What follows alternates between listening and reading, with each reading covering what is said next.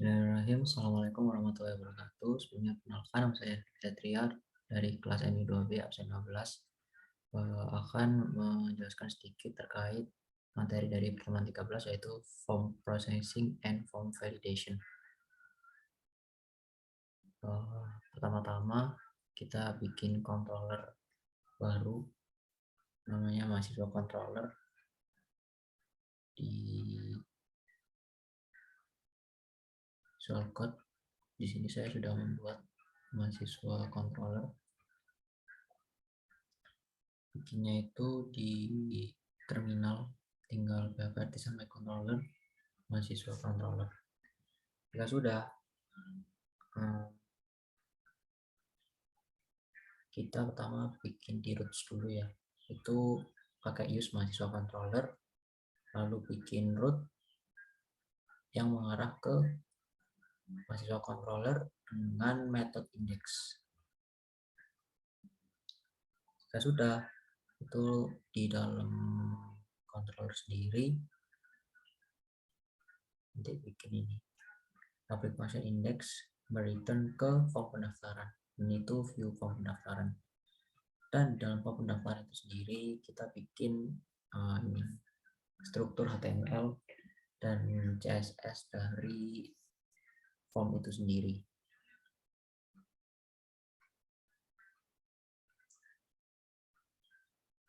Bisa kita lihat di sini. Pertama membuat div lalu di pendaftaran mahasiswa judulnya. Itu di bawahnya ada ini tag form ini yang buat bikin formnya itu sendiri. Terus mengarah ke proses form itu mengarah ke metode dari controller, nanti ada proses form. Nah, di sini kita membuat tempat untuk menyimpan name, nama, dan email. Terus ini juga ada jenis kelamin, itu nanti berupa checkbox.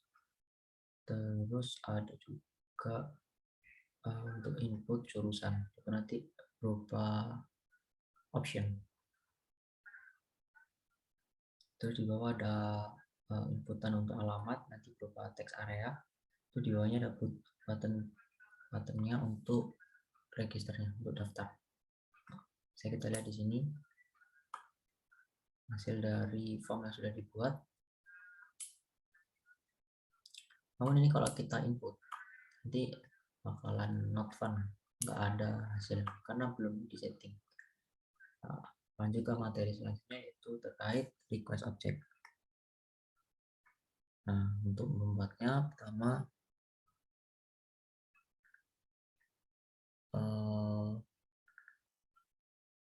kan tadi mengarah metode ke ini proses form, kita tinggal buat metode proses form di controller. Nah, ini dia request dan request. Jika kita run, nanti hasilnya akan seperti ini. Ini tuh udah kesimpan tapi apa ya, modelnya itu belum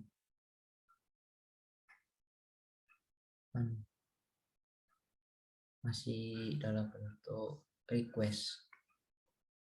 Kalau kita edit tadi proses formnya pakai dump langsung di echo, nah nanti langsung berubah hasil string seperti ini.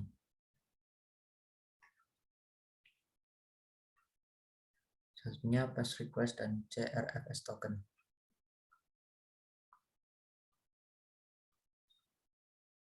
Apa sih CRFS token itu? Untuk form yang mengirim data dengan tujuan diinput ke dalam database atau data sensitif seperti password, sebaiknya memakai metode POST. Untuk mengubah form pendaftaran agar diproses dengan metode POST, kita perlu modifikasi beberapa baris kode program. Nah, CSRF sendiri itu cross-site request for query, yakni sebuah celah keamanan dengan cara mengirim form yang nilainya sudah dimanipulasi.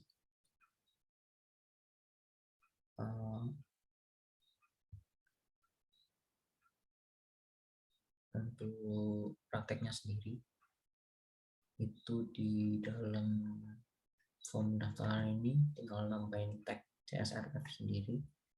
Nanti buktinya bisa kita lihat.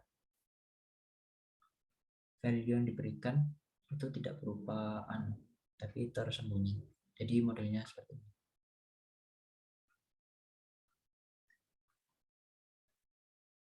Selanjutnya materi validate form dari request object.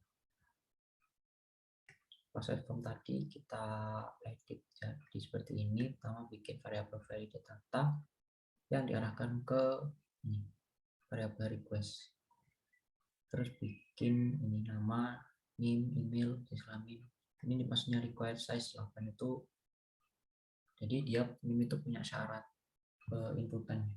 Syarat inputan minimal 8. Apa bukan minimal atau maksimal, tapi batasnya emang harus 8 digit. Begitu juga dengan nama, punya minimal 3 huruf, maksimal 50 huruf. Email yang berarti harus ada tag add-nya itu sendiri. Jenis kelamin seperti ini. Setelah itu di dump validate data, terus nanti di echo. Nanti hasil inputannya jadi seperti ini. Mengakses pesan error. Apa yang terjadi kalau misalkan tadi kita input tapi nggak sesuai syarat ini, required ini, nanti bakalan jadi error. Errornya gimana? Nanti modelnya seperti ini. Kayak keluar kan, tapi kalau gini kan kayak susah dibaca.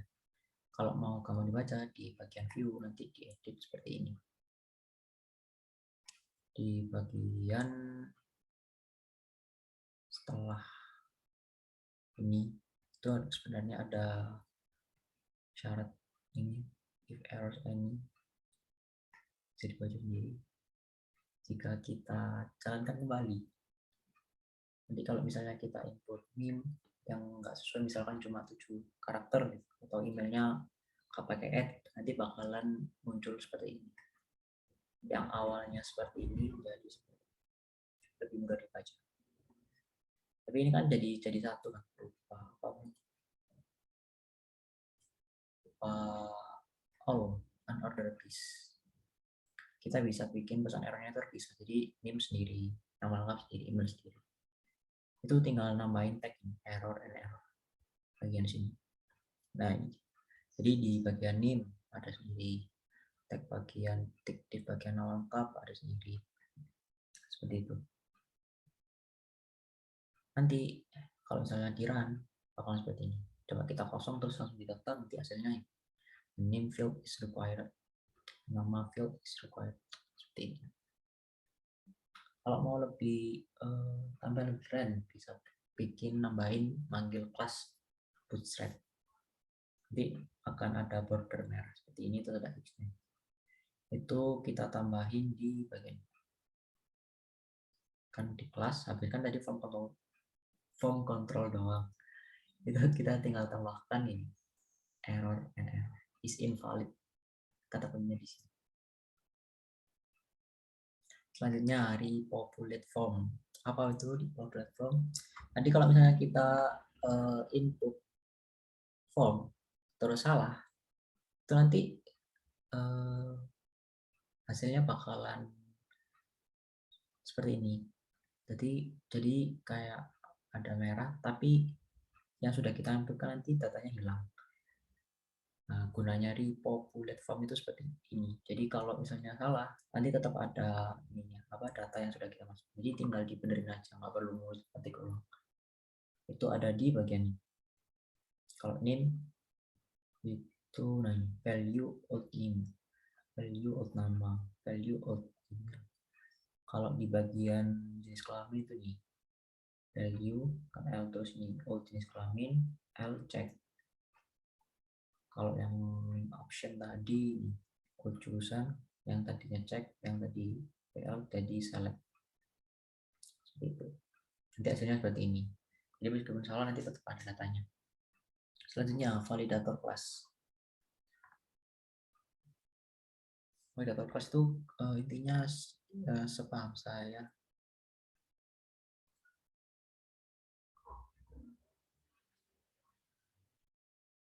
itu alternatif proses validasi juga disebut sebagai validator class. Ini sebuah paket yang berada di Illuminate Support Packet Validator. Proses validator dipakai jika kita ingin memiliki kontrol lebih terhadap setiap proses yang terjadi. Nah, itu membuat pesan error sendiri. Jadi kan ini kan sudah default di sini. Itu bisa kita edit. Gimana caranya? Pertama bikin root baru ini. Ini root post proses form validator. Ini ngarah ke metode form validator, proses form validator yang ada di controller mahasiswa. Ini dia. Ini kan pertama ini punya parameter request. Terus di sini nyimpen data-datanya di array rules. Terus juga nyimpen tiap itunya peringatan yang ingin kita buat sendiri itu di sini variabel error message.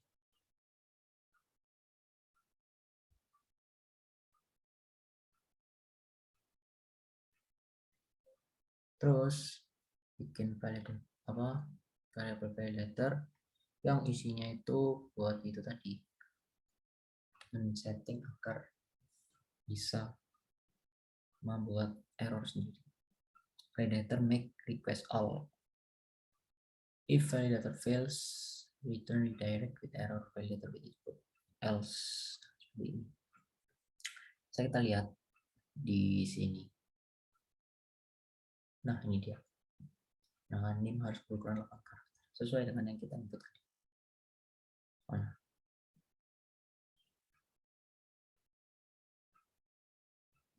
Ini. Size. Seperti itu. Max min. Minimal berisi 3 karakter. Ini kan sudah kita buat sendiri. Seperti itu. Selanjutnya, membuat custom form request class. Apa ini tujuannya? Untuk memindahkan proses validasi dari dalam controller. Gunanya apa sih? Kita bisa memakai ulang kode validasi di banyak tempat selama struktur formnya masih sama. Caranya gampang, tinggal bikin kelas daftar mahasiswa. Itu nanti kesimpannya di app http request. Request ini satu folder sama controller.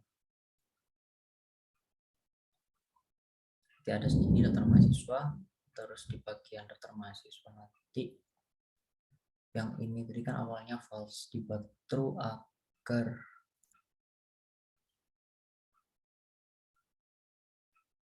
metode authorize dipakai untuk menangani hak akses, yakni apakah user berhak melakukan form atau tidak. Saat ini kita tidak akan membahas tentang akses, namun kode di dalam metode authorize ini harus menjadi true agar tidak bermasalah di akses. Terus bagian rules di sini ini mereturn data-data yang sudah kita buat.